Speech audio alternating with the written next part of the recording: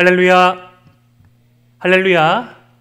2024년 8월 첫째 주 사부 예배에 오신 여러분들을 주님의 이름으로 환영하고 축복합니다. 오늘 함께 드려지는 이 예배를 통하여서 지금 우리를 힘들게 하는 이 무더운 여름 날씨보다 더욱더 뜨거운 주님의 사랑을 경험할 수 있는 저와 여러분 되기를 주님의 이름으로 축복합니다. 여러분, 우리가 밤에 잘 때 한 저녁쯤부터 해가지고 밤에 잘 때 본격적으로 진행되고 있는 이 파리 올림픽, 혹시 여러분들 좀 경기를 좀 보셨나요? 여러분, 파리 올림픽을 저는 보면서 몇 가지 눈에 보이는 것이 있었습니다. 그 중에 한 가지는 프랑스 파리에 대한 어떤 그런 혐오적인 발언은 아니고요. 프랑스 파리 어떤 그 유럽권의 국가들도 어쩌면 민족성이 더 강해가지고 자국민을 향한 그 응원이 대단히 크다는 것을 발견하였습니다. 두 번째는 세계 어딜 가도 가장 큰 응원 소리는 중국 사람들의 응원 소리가 아닌가 싶습니다. 특히 우리나라의 반대편에서 맞붙을 때면 계속 말 맞습니까? 뭐 짜요 라고 하면서 저희 아들은 보면서 짜장이라고 말하더라고요. 왜 이렇게 짜요 하냐 물으니까 말하니까 알려주니까 그래도 이렇게 이상한 인상이 쓰면서 짜장이라 부른 것 같다면서 말하면서 자기가 먹고 싶은 걸 계속 합리화시키더라고요. 그리고 세 번째는 쭉 지켜보다가 어떤 금메달, 은메달, 동메달, 그리고 어떤 순위 그런 것들 다 초월하여서 몇 년, 짧으면 4년, 길면 수십 년을 그 한 경기만을 위해서 준비해 왔는데 그 단 하루에 그날의 경기 결과로 말미암아 그 어떤 선수들의 삶이 좌지우지되고 그의 어떤 여정들이 평가받는다는 것을 바라보게 되었습니다. 바로 경기하는 그 오늘의 중요성을 저는 또다시 한번 살펴보게 되었습니다. 많은 여정들을 가운데 그런 준비가 필요하고 땀과 눈물로 그 경기를 준비하였지만 그날의 컨디션, 어제 우리나라 같은 경우에 도마의 어떤 선수가 경기 직전 어깨가 탈구되어서 충분한 어떤 컨디션을 실력을 발휘하지 못하였죠. 참 우리에게 주어진 하루하루가 참 중요하구나. 하루하루가 쌓여서 좋은 결과를 낼 수 있지만 어쩌면 우리가 정말 행복하고 우리가 정말 붙잡아야 될 것은 이 하루, 오늘이 아닌가 싶습니다. 특별히 2024년 8월 4일 사부에 오신 여러분들, 오늘 이 날은 다시 올 날이 아닙니다. 오늘 이 날에 우리에게 허락하실 그 주님의 은혜를 기억하면서 하나님의 말씀을 사모할 수 있는 저와 여러분 되시기를 주님의 이름으로 축복합니다. 여러분, 오늘이 중요합니다. 오늘이 모여서 또 결과를 냅니다. 그렇다면 오늘을 살아가는 우리 영혼들이 새로워지고 힘을 얻는 그 비결, 그 방법이 무엇인가를 함께 한번 살펴보길 원합니다. 우리 읽었지만 오늘 말씀 21장 1절과 2절 두 절의 말씀을 함께 한번 읽어보겠습니다. 시작! 여호와께서 말씀하신 대로 사라를 돌보셨고 여호와께서 말씀하신 대로 사라에게 행하셨으므로 사라가 임신하고 하나님이 말씀하신 시기가 되어 노년의 아브라함에게 아들을 낳으니. 아멘. 여러분, 창세기 12장부터 시작된 아브라함 이야기의 가장 어쩌면 중요한 순간입니다. 여러분, 창세기 12장에서 아브라함은 75세에 하나님을 부르심을 받았습니다. 그리고 그 75세 이전에도 75세 이후에도 지금까지 아들이 없었던 그에게 아들이 태어났습니다. 여러분들이 짧으면 몇 년, 길면 한 25년 정도를 기다렸던 순간이 있었다고 생각해 봅시다. 그런데 그 기다렸던 순간에 기다렸던 결과물들이 주어진다면 얼마나 많이 기쁠까요? 얼마나 그것을 많이 누릴까요? 그런데 아브라함과 사라가 그토록 아들을 원하고 기다렸고 그 아들을 가지려고 여러 가지 시행착오를 겪었지만 정작 이 아들이 태어났을 때 이 아들에 대한 묘사나 아니면 이 아들을 대하는 아브라함과 사라의 감정보다 그리고 이 놀랄만한 일, 지금으로 치면 세계 토픽감인 100세의 할아버지가 아들을 낳았음에도 불구하고 주위 사람들의 반응 따위는 기록되지 않고 어떠한 주제에 이 말씀이 집중되어 있음을 바라볼 수 있습니다. 다시 한번 창세기 21장 1절과 2절 말씀 띄워주면요, 제가 빨간 글씨로 노란 글씨로 강조하는 부분이 있죠. 지금 이 창세기의 저자는 무엇을 강조합니까? 100세에 태어난 이 아브라함의 아들이 과연 건강을 가지고 있을까? 90세의 어머니를 둔 이 아들이 과연 발가락 10개, 손가락 10개, 눈, 코, 입 다 있을까? 그런 것들을 묘사하지 않습니다. 무엇을 강조하고 있습니까? 여호와께서 말씀하신 대로, 그리고 여호와께서 하나님이 말씀하신 시기가 되어 아들을 낳았다고 강조하고 있습니다. 사랑하는 에바다윗 청년 여러분, 지금 여기까지, 지금 이 결과가 있기까지 아브라함의 생애의 새로운 출발을 가능케 한 것이 바로 하나님의 말씀, 약속의 말씀이었습니다. 아브라함은 창세기 12장 1절부터 3절까지 말씀을 통하여서 하나님의 약속의 말씀을 붙잡고 오늘 말씀 창세기 21장까지 25년의 시간을 걸어왔습니다. 창세기 12장 1절부터 3절까지 말씀입니다. 여호와께서 아브라함에게 이르시되 너는 너의 고향과 친척과 아버지의 집을 떠나 내가 내게 보여줄 땅으로 가라. 여러분, 너무나 편한 삶이었습니다. 동네를 나가면 다 아는 사람들이 있고 자신의 확실한 직장이 있고 나름 열심히 살아와서 많은 재산이 있었고요. 그를 지켜줄 친척이 있었고 종이 있었고 모든 사회의 인프라를 구축된 그것을 누릴 수 있는 권리가 있던 아브라함에게 하나님께서 말씀하셔서 하나님께서 약속의 말씀을 주셔서 그 모든 것들을 떠나라고 말씀하십니다. 떠난 결과가 무엇이냐? 창세기 12장 2절과 3절 말씀이 이렇게 약속합니다. 우리 창세기 12장 2절과 3절 말씀을 함께 한번 읽어봅시다. 시작. 내가 너로 큰 민족을 이루고 내게 복을 주어 내 이름을 창대하게 하리니 너는 복이 될지라. 너를 축복하는 자에게는 내가 복을 내리고 너를 저주하는 자에게는 내가 저주하리니 땅의 모든 족속이 너로 말미암아 복을 얻을 것인가 하신지라. 아멘. 지금 75세의 할아버지 아브라함에게 단 한 명의 자녀도 없지만 하나님께서 창세기 12장 2절 말씀 통하여서 아브라함을 통하여서 큰 민족을 이룰 것이라고 말씀하십니다. 큰 민족을 넘어서 나라까지도 이룰 것이라고 말씀하십니다. 그리고 사람들이 그토록 갈구하던 행복의 근원, 복의 근원이 바로 아브라함이 될 것이고 장차 아브라함과 아브라함의 그 후손들, 아브라함의 믿음을 따르는 그 사람들이 복 자체가 돼서 그들을 행복하게 하는 사람들은 행복을 누릴 것이고 그들을 저주한 자들은 저주를 얻을 수 있는 거의 하나님과 동격인, 거의 하나님과 유사한 그 복들을 누릴 수 있는 축복을 아브라함과 아브라함의 후손에게 주시겠다고 말씀하십니다. 특별히 이 하나님께서 주장하시고 약속하시는 복이 참으로 복된 것은 아브라함에게 그런 복을 누릴 수 있는 자격과 조건이 하나도 없었습니다. 여러분, 이 비슷한 사건을 다른 시각에서 묘사하는 여호수아서 24장의 여호수아의 고백을 보면 당시 아브라함은 하나님을 만나기 전에 저 메소포타미아 지역에서 우상을 숭배하고 좀 더 깊숙이 연구하면 그 우상을 만드는, 지금으로 치자면 불상을 만들고 지금으로 치면 어떤 예배의 우상의 신전들을 만드는 그것을 통하여서 재산을 형성하였던 사람이었습니다. 하나님으로 생각하라면 가장 하나님의 반대편에 있어야 될 그 사람에게 하나님께서 어떠한 자격과 조건도 없는 그를 선택하시고 너와 함께하는 삶을 통하여서 진정한 복을 누리게 하시겠다고 말씀합니다. 사랑하는 에바라위 청년 여러분, 그렇게 약속하신 그 하나님의 약속의 말씀이 오늘 창세기 21장에 이루어졌습니다. 먼저 우리가 이 오늘의 말씀을 통해서 기억해야 될 첫 번째 메시지는 바로 이것입니다. 따라서 해볼까요? 약속의 말씀은 꼭 이루어진다. 아멘. 아멘이십니까? 여러분, 성경을 구약과 신약이라고 말합니다. 여러분, 구약은 뭐예요? 구약은 오래된 약속입니다. 올드 테스트먼트, 오래된 약속이에요. 신약은 새로운 약속입니다. 여러분, 무엇에 관한 약속입니까? 창세기부터 말라기까지 구약의 말씀을 요약하자면 예수님께서 오시겠다는 약속을 합니다.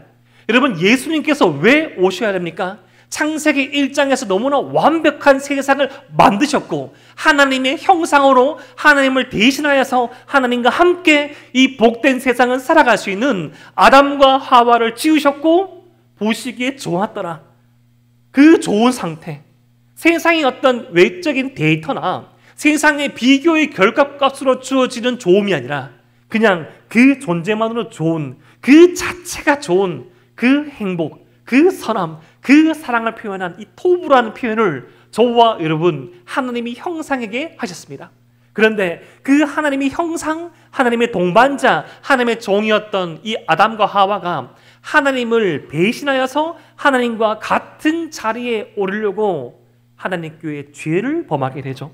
그로 말미암아 창조의 질서는 깨어지게 되고 타락한 세상 가운데, 안타까운 깨어진 세상 가운데 죄가 난무하게 됩니다.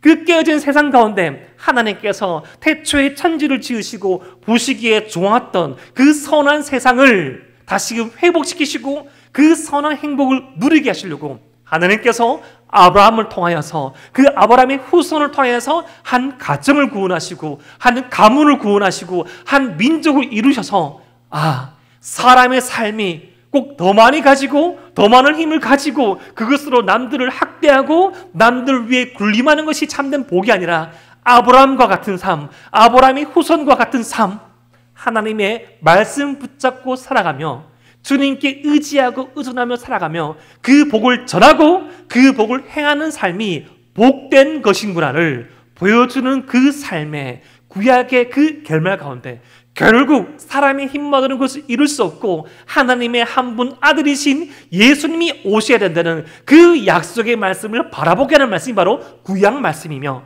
그 약속하신 예수님께서 이 땅 위에 오셔서 우리의 모든 눈물을 씻으시고 우리의 모든 죄의 짐을 대신 지시고 세상 죄를 지고 가는 하나님의 어린 양 되심을 보이신 그 사복음서의 말씀과 우리와 함께 하신 예수님의 생애와 그 메시지를 붙잡고 우리 안에 함께 내주하시는 성령님으로 말미암아 다시 오실 그 예수님, 다시 이 땅 가운데 완성될 하나님의 나라를 꿈꾸고 소망하고 그 약속을 붙잡고 살아가게끔 하는 말씀이 바로 신약의 말씀입니다. 결국 여러분, 우리가 신앙생활을 하게 하는 것은 약속인 줄 믿으시길 바랍니다. 그 약속의 말씀을 붙잡고 살아가는 저와 여러분들을 예수님께서는 이렇게 표현하십니다. 빛과 소금이다. 그 약속의 말씀을 붙잡고 살아가는 너희는 빛이다. 어두운 이 세상 가운데 빛을 낼 수 있는 빛이다. 타락한 부패하는 이 세상 가운데 부패를 방조할 수 있는 소금이다. 그 예수님께 은혜를 받았던 사도 바울은 우리를 또다시 이렇게 표현합니다. 예수님의 은혜를 알고 그 약속의 말씀을 붙잡고 살아가는 너희는, 우리는 그리스도의 편지다. 여러분, 편지는 내용이 있죠. 빈 메시지가 아니에요. 예수님께서 저와 여러분들을 사랑한다. 예수님께서 세상을 사랑하신다. 다시 오실 그 예수님께서 반드시 기필코 그 약속의 말씀을 붙잡고 살아가는 모든 인생들에게 참된 복을 완성하실 것이다 라는 내용을 보여줄 수 있는 그리스도의 편지가 바로 저와 여러분들을 믿으시기를 바랍니다. 또한 사도 바울은 저와 여러분들을 그리스도의 향기라고 말씀하였습니다. 여러분, 향기가 나는 사람이 있습니다. 여러분, 고의적으로 인위적으로 뿌려서 내는 그 향수가 아니라 그의 인생으로 말미암아 사람에게 소망을 주며 새로운 힘을 불러일으켜주며 새로운 어떤 목표의 지점들을 바라보게 할 수 있는 향내나는 인생이 있어요. 세상은 더 많이 가지고 더 빨리 쟁취하고 더 높이 올라가야지 그것을 이룰 수 있다고 말하지만, 우리 주님은 사도 바울 선생님의 사도 바울의 입술을 통해서 말씀하시기를 예수 그리스도의 십자가의 보혈의 피와 그 능력을 의지하고 살아가는 인생들은 그리스도의 향기가 될 수 있다고 말씀하십니다. 또한 예수님의 첫 번째 제자 베드로는 하나님의 그 약속의 말씀 믿고 살아가는 저와 여러분들을 이렇게 표현하였죠. 왕 같은 제사장이다.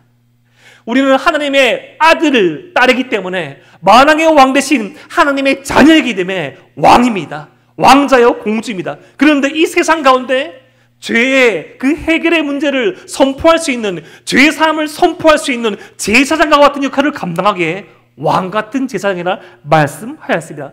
그리고 우리 한 사람 한 사람이 모여있을 때 이 공동체는 세상과 구별된, 세상 속에 있지만 세상과 다른 차원과 다른 결의 삶의 모습을 보이는 거룩한 나라라고 말씀하셨고, 그 무엇과도 바꿀 수 없는 가장 귀한 보물이 바로 저와 여러분들이라고 말씀하셨습니다.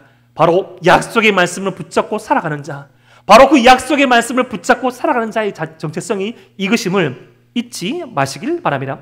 그런데 여기서 우리가 한번 질문해 볼 것이 있습니다. 그렇다면 저와 여러분들에게 그 약속의 말씀이 있습니까? 하나님의 그 약속, 그 하나님의 약속의 말씀이 우리에게 있냐는 것이죠. 여러분, 제가 몇 번 이미 수번이나 가르쳐드렸지만 그 하나님의 말씀의 은혜를 누릴 수 있는, 그 하나님의 말씀을 대하는 5가지 방법이 있습니다. 우리 앞에 있는 자막을 보면서 한번 따라해 보겠습니다. 첫 번째 뭡니까? 첫 번째 뭐죠? 하나, 둘, 셋. 듣기. 혹시 앞에 뭐 프랑스어로 적혀져 있습니까? 못 읽으시나요? 다시 한번 하나, 둘, 셋. 듣기. 여러분, 들려지는 말씀. 지금도 우리는 말씀을 듣고 있죠. 여러분들 너무나 잘 활용하는 그 매체를 통해서 말씀을 듣습니다. 여러분, 말씀은 듣는 것입니다. 첫 번째. 여러분, 하나님께서 말씀하셨어요. 태초에 천지를 창조하실 때 빛이 있으라 말씀하셨습니다. 그 하나님의 말씀에 들려지는 보이스에 그 천지가 반응하였어요. 여러분, 하나님의 말씀이 들리십니까? 마음속으로 반응하십시오. 여러분, 입술로 해서 아멘 하셔도 아무도 안 잡아갑니다. 삶으로 아멘으로 반응하십시오. 삶으로 행하십시오. 듣는 바 그 말씀 가운데 반응하시길 바랍니다. 두 번째 그 방법이 뭐죠? 하나, 둘, 셋. 읽기. 여러분, 성경 읽을 줄 알죠? 여러분, 우리 가운데 한글을 못 읽는 분은 거의 없을 겁니다. 한글 성경 읽으시면 됩니다. 혹시 우리가 지금 대하고 있는 개역 개정판 성경이 어렵다면 여러분, 대한성소공회 홈페이지를 들어가면 여러 버전의 우리가 충분히 읽을 수 있는 쉬운 버전의 성경이 있습니다. 뭐 새번역이라든지 그런 게 있어요. 읽으시면 됩니다. 세 번째 말씀을 대하는 태도가 뭡니까? 하나, 둘, 셋. 암송. 여러분, 몇 구절의 말씀을 암송하십니까?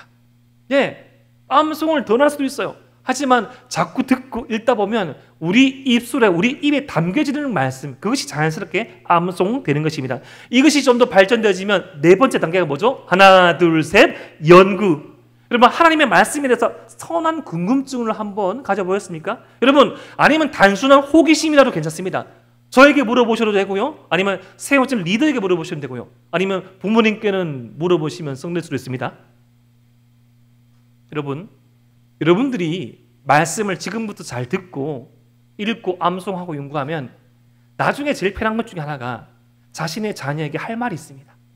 할 말이 있어요. 네. 여러분, 신앙교육은 교회에서만 하는 것이 아니라 가정에서 하는 것입니다. 마지막 다섯 번째 말씀을 대하는 방법, 바로 묵상입니다. 여러분, 우리는 이러한 방법들을 통하여서 우리의 정체성을 확인할 수 있습니다. 내가 왕 같은 제사장이구나. 내가 빛과 소금이구나. 내가 그리스도의 편지구나. 내가 그리스도의 향기구나를 우리 본래의 그 정체성을 확인할 수 있습니다. 여러분, 이 복잡하고 이 비교가 심하며 이 속도전을 보이고 있는 이 세상 가운데 우리의 정체성을 잃어버리면 그 모든 것들을 잃어버리는 것입니다. 여러분, 지금 세계 최고의 패션 브랜드 중에 하나인 이 샤넬, 그 샤넬을 만든 디자이너 샤넬이 한 명언이 하나 있습니다. 그녀는 이 패션에 대한 새로운 어떤 지경을 열면서 여러 가지 많은 명언들을 하였는데요. 그 중에서 저의 마음을 울리는 그런 명언이 하나 있었습니다. 바로 이것입니다. 럭셔리의 반대말은 빈곤이 아니라 천박함이라. 여러분, 럭셔리의 반대말, 명품의 반대말은 싼 거, 빈곤이 아니라 천박함이라고 합니다. 여러분, 가격이 아무리 싸더라도 누가 입느냐에 따라서 천박하게 보이거나 고귀하게 보일 수 있습니다. 여러분, 결과론적인 말이지만 세상에서 가장 고가의 브랜드를 만드는 사람의 말이라서 우리는 그 말을 충분히 우리가 못 받아줄 수 있지만 그 말이 지닌 의미를 우리가 성경적으로 해석할 수 있습니다. 여러분, 우리의 정체성을 잃지 아니하면, 우리의 정체성만 가지고 있어도 우리는 세상 가운데 가장 고귀한 삶을 살아낼 수 있어요. 여러분, 우리 그 정체성을 일깨워주는 약속의 말씀을 우리가 깨달아야 합니다. 그 약속의 말씀을 붙잡으셔야 돼요. 그 약속의 말씀을 친근히 대하셔야 되고요. 그 약속의 말씀에 울림이 있도록 그 약속의 말씀을 붙잡을 수 있는 저와 여러분 되기를 주님의 이름으로 축복합니다. 결국 정체성의 문제입니다.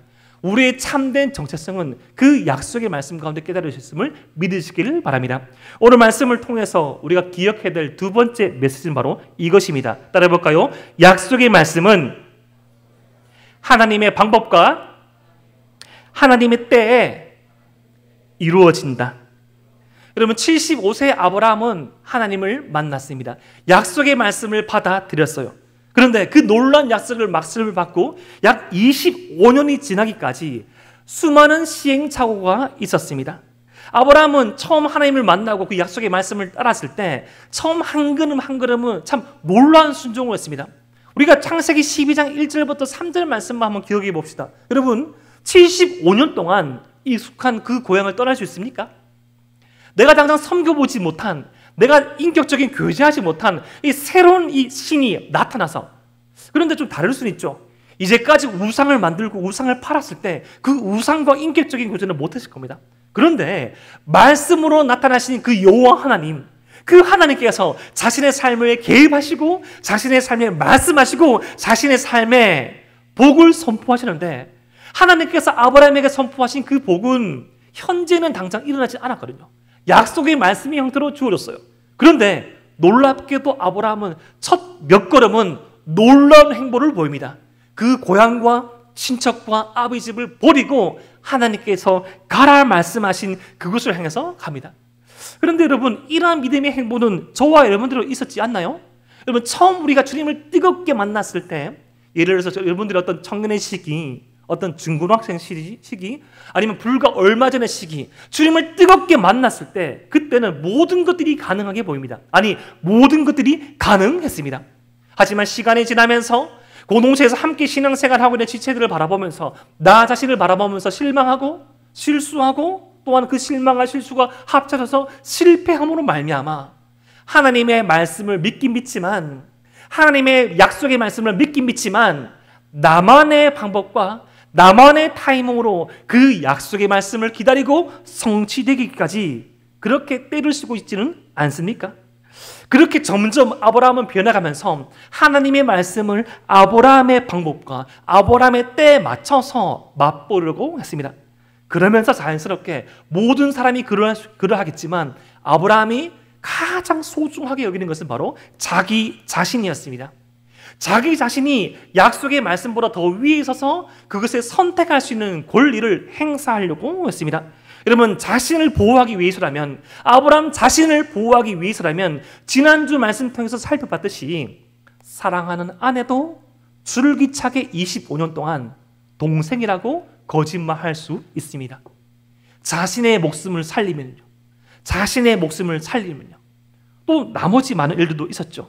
하나님께서 분명히 아브라함 자신과 사라 사이에 태어난 아들을 주시겠다 말씀하셨지만 그것을 믿지 못한 아브라함은 처음 조카 롯을 상속자로 여겼고, 시간이 지나면서 사라도 포기하면서 요종 하갈과 사이에서 태어난 이스마엘을 하나님께서 주신 후계자로 생각하였습니다. 여러분, 왜 아브라함은 이런 시행착오를 겪었을까요? 왜 우리는 아브라함처럼 하나님의 약속의 말씀을 믿고 있긴 하지만 이런 많은 시행착오를 겪을까요? 우리가 약속의 말씀과 앞에서 시행착오를 겪는 그 이유를 저는 두 가지를 한번 생각해 봤습니다. 그 첫 번째는 현실성이 없다고 생각해서라고 기록해 봤습니다. 여러분들이 은혜를 받으면서 주님께 주시는 약속의 말씀이 있을 수 있습니다. 꿈꾸게 하시죠. 가슴이 벅차게 하십니다. 그런데 당장 이 현실을 보면 현실의 성취될 가능성이 없다고 생각할 수 있습니다. 여러분, 아브라함이 그랬어요. 지금 자신은 75세에 하나님을 만나서 100세까지 생산의 기능이 멈춘 사람입니다. 불가능한 일이죠. 어떻게 아들을 놓습니까? 자신의 아내 사라가 한 미번을 할지라도, 다른 왕이 탐낼지라도 자신이 보기에는 너무나 익숙하고 너무나 불가능한 그 일이기에 현실 가능성이 없어서 하나님의 말씀을 믿지 않고 약속의 말씀 앞에서 곧 웃음을 칩니다.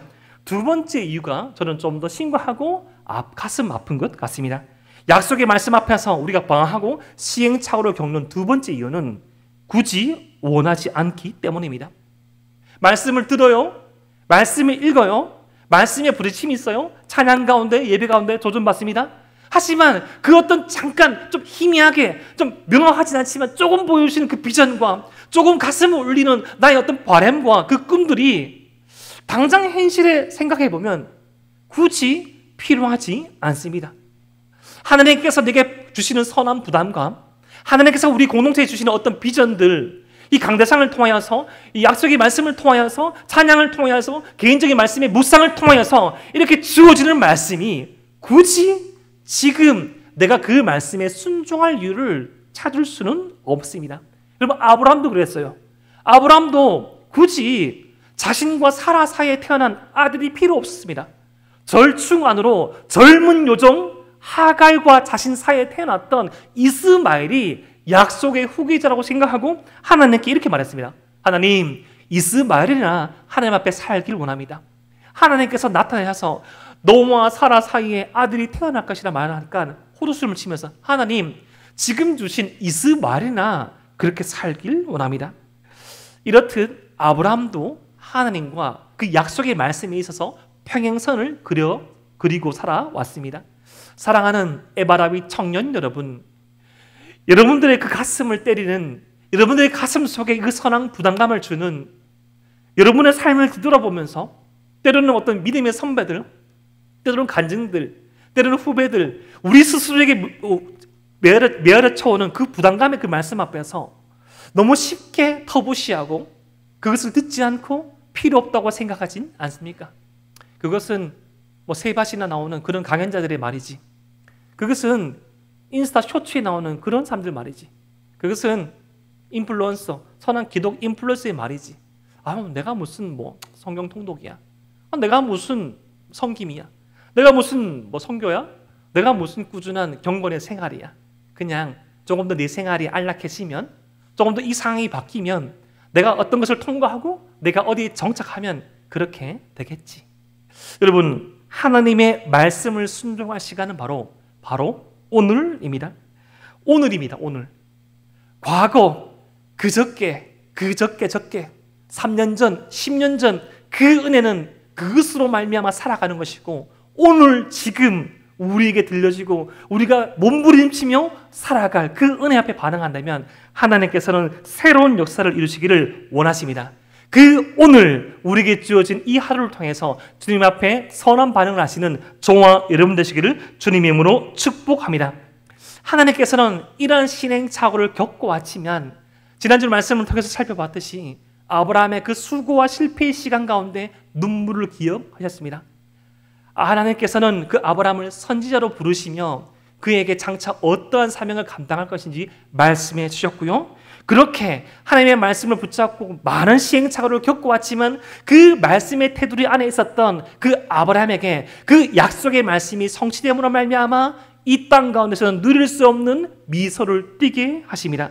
창세기 21장 3절 말씀, 아브라함이 그에게 태어난 아들 곧 사라가 자기에게 낳은 아들을 이름하여 이삭이라 하였고, 창세기 21장 6절 말씀 우리 함께 읽겠습니다. 시작. 사라가 이르되 하나님이 나를 웃게 하시니 듣는 자가 다 나와 함께 웃기리라. 아멘. 여러분, 아브라함과 사라가 낳은 아들의 이름을 이삭이라 하였습니다. 여러분, 이삭은 히브리어로 이사크입니다. 이사크. 여러분, 김치 하면 입이 어떻게 됩니까? 김치 입이 초코처럼 찢어지죠. 이렇게. 농담입니다. 예. 너무 그렇게 하지 마십시오. 이삭 이렇게 하면 입이 이렇게 올라가죠. 올라갑니다.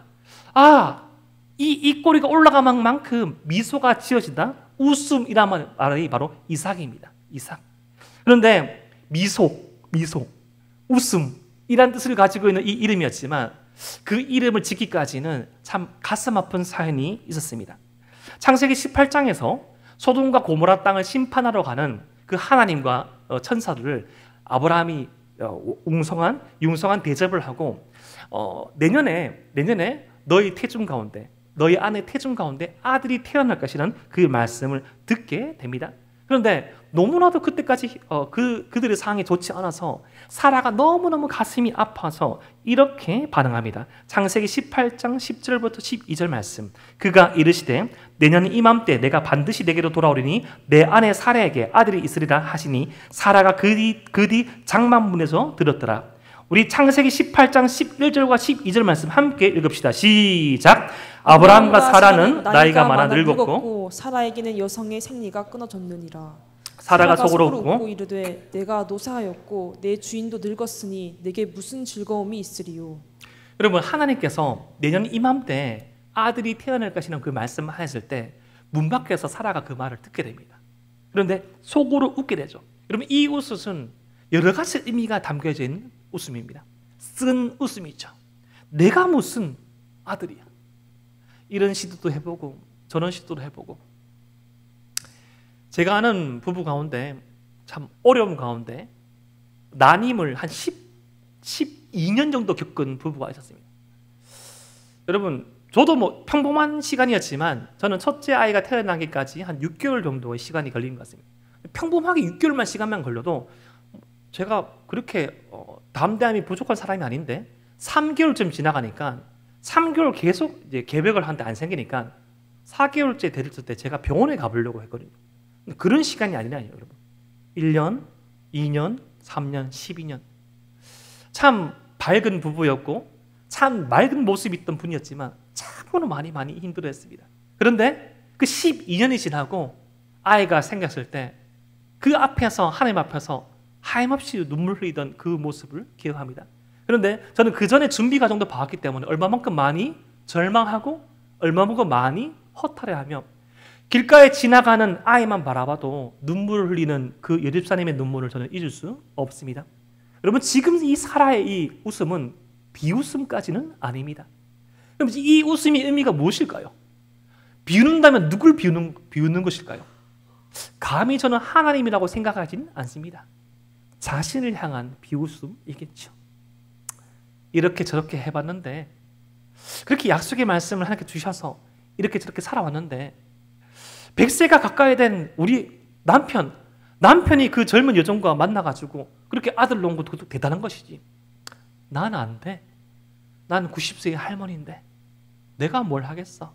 이미 많은 시도도 다 해보고 몸에 좋다는 것도 다 먹어보고 이렇게 저렇게 해보았는데, 여러분, 우리는 그렇게 없습니까? 약속의 하나님의 말씀 앞에서 하나님을 비운다는 것은 아니고 우리를 비우신 적 없습니까? 우리의 노력, 우리의 기다림, 우리의 정체성, 우리의 실력 앞에서 우리 스스로를 비웃고 절망하진 않았습니까? 이렇게 자신을 비웃고 슬퍼하던 사라에게 주님께서 이렇게 말씀하셨습니다. 창세기 18장 13절부터 15절 말씀.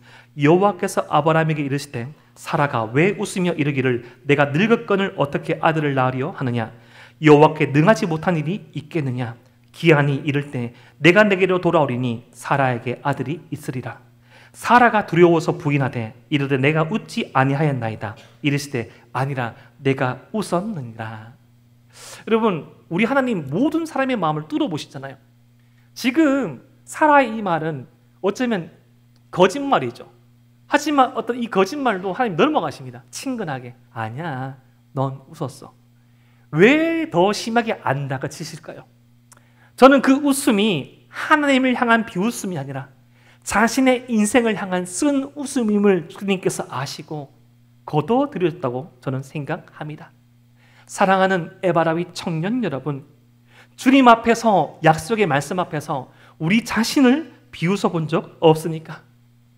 저는 지금까지도 그렇지만 청년의 시절에 이 말씀 구절 앞에, 제가 말씀을 많이 읽어서 그런 것도 있지만 이 말씀 구절 앞에 많은 눈물방울이 떨어져서 그 말씀을 보기 힘들었던 말씀이 몇 구절 있는데 그 말씀 구절 중에 하나가 바로 이것이었습니다. 시편 126편 5절 말씀. 눈물을 흘리며 씨를 뿌리는 자는 기쁨으로 거두리로다. 눈물을 흘리며 씨를 뿌리는 자는 기쁨으로 거두리로다. 처음에는 그 뜻을 모르고도 울었고요, 나중에는 그 뜻을 알고서도 울었습니다.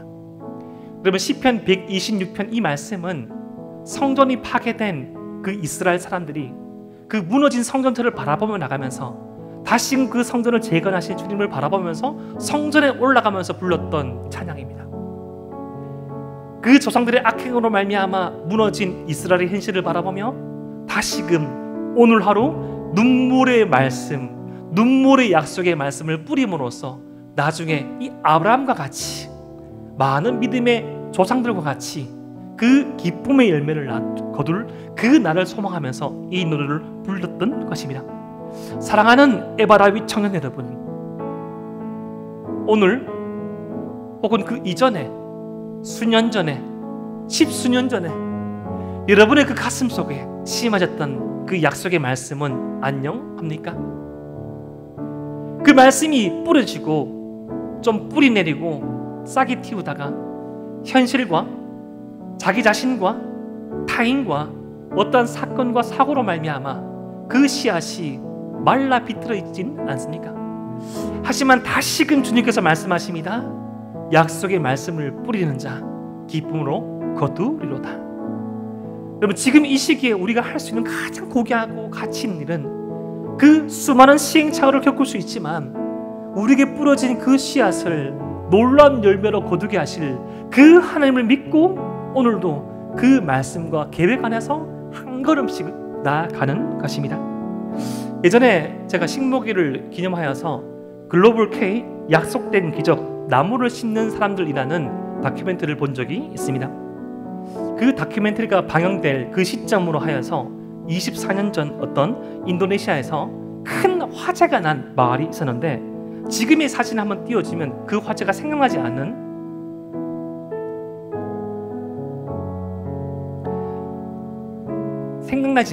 울창한 밀림을 띠고 있는 그런 마을이었습니다. 그런데 24년 전 그 모든 것들이 앗아가는 대화재가 있었습니다. 사람들이 그 대화재 앞에서 아무것도 없는 그 사막과 같은 폐허 가운데 다 울고 있을 때 한 농부가 일어나서 그 절망과 폐허 가운데 씨를 뿌리기 시작했습니다. 그분이 바로 방금 지나갔던 사디만 씨라는 바로 농부였습니다. 이 할아버지께서 24년 전에는 할아버지 아니었겠죠. 그냥 아저씨였습니다. 계속 매일 하루도 빠짐없이 나무를 심고 씨를 뿌렸습니다. 그때마다 사람들은 놀랐습니다. 왜 그렇게 고집하면서 나무를 심고 씨를 뿌리냐고. 그리고 특별히 이 농부가 뿌린 이 나무는 반얀나무라 해가지고 과실수가 아니었습니다. 어떤 과실을 맺거나 많은 열매를 맺고 많은 잎을 준 그런 나무가 아니라 뿌리가 깊어가지고 많은 물을 저장할 수 있는 나무였어요. 그런데 이 농부가, 이 할아버지가 24년 동안 끊임없이 이 나무를 심고 뿌린 결과 24년이 지난 그 마을은 놀라운 녹지로 바뀌게 되었고 그 울창한 산림과 숲 가운데 모든 것들을 다시 시작하게 되었습니다. 사랑하는 에바라위 청년 여러분, 오늘 말씀을 통해서 우리도 이 많은 사람들이 놀리고 불가능하다고 여길 이 현실 가운데 믿음의 씨를 다시금 뿌릴 수 있는 저와 여러분 되기를 축복합니다. 약속의 말씀의 씨를 뿌릴 수 있는 우리가 되기를 소망합니다. 특별히 그 누가 뭐라 해도 우리에게 주어진 이 약속의 말씀이 있는가 없는가에 따라서 좌지우지될 우리 젊은 청년의 시기, 하나님을 만나고 주님과의 동행의 연습을 할 수 있기를 소망합니다. 지금 여러분들에게 가장 필요한 것은 그 주님과의 발걸음을 맞춰보는 기억입니다. 그 기억, 그 경험만 있다면 험하고 거칠고 외롭고 괴로운 세상 가운데 더 많은 복들을 누리고 그 복들을 흘러보낼 수 있는 복된 삶을 살아갈 수 있을 것입니다. 그러한 복된 삶을 살아갈 수 있도록 우리에게 주어진 약속의 말씀을 만들고 붙잡고 살아가는 저와 여러분 되기를 주님 이름으로 축복합니다. 기도드립니다.